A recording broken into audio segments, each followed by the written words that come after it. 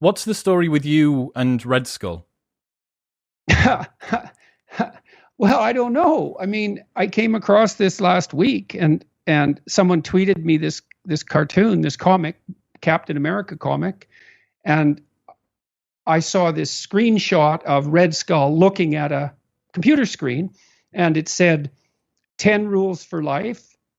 That was one text box. It said order and chaos, and there was a couple of other boxes, and I thought, well, that seems to be making a reference to my work. I mean, 10 rules for life is pretty close to 12 rules for life. And of course, the main themes I discuss are order and chaos.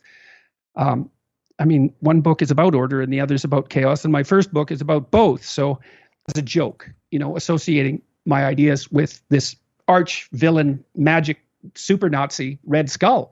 And then as I looked into it more deeply, and as people sent me more information, it became clear that at least some of the inspiration for this Red Skull character in this Captain America variant appeared to be targeting, let's say, or satirizing or warning about my ideas. And so I've been playing with that ever since, I suppose, on Twitter.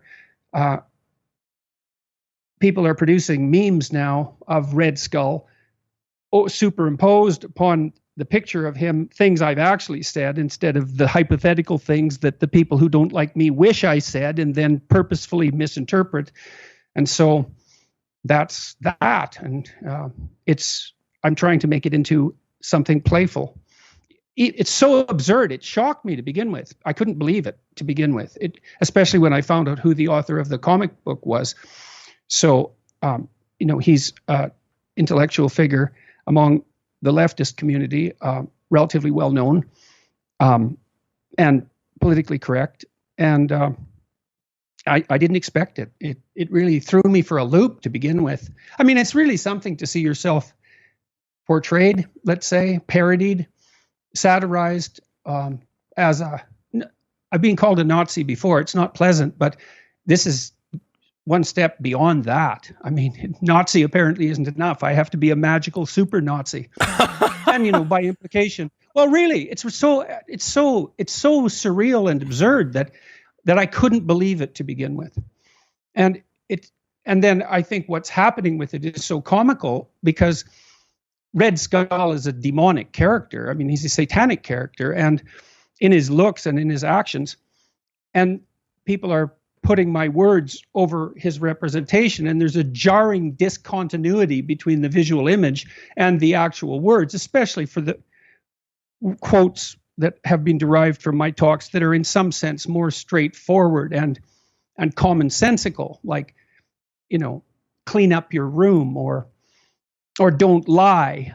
They're not exactly the sorts of messages that the most malevolent imaginable Nazi supervillain would dream up and promulgate. So I think we're doing a t-shirt based on this image a kid developed in Eastern Europe, which is a variant of the Hail Hydra logo, except it's transformed into a lobster. We're going to market a limited edition poster and then donate all the proceeds to charity. That's today's plan. That should be launched by tomorrow. So that'd be today's Thursday, April. What is it today? 8th. 11th or so? I don't even know what date it is. April 8th. It is the 8th. So yeah, I think that'll be up on the 9th or 10th of April. So well, if that's I'm playing with it. If that's not turning chaos into order, I don't know what is.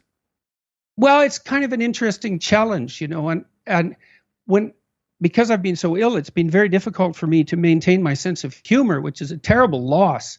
It's the best response to that sort of thing is a deft play, rather than outrage, even though it is outrageous. It's outrageous to the point of being surreal, and that's partly why it was so shocking to me. I couldn't believe that could possibly be real, but there it was, And many people who fancy themselves as my enemies have pointed out that, well, I'm probably so much like this Red Skull character that I'm just imagining that it's a parody of my ideas. But I'm afraid that's a pretty weak argument given the, virtual word for word similarity of 10 rules for life and chaos and order.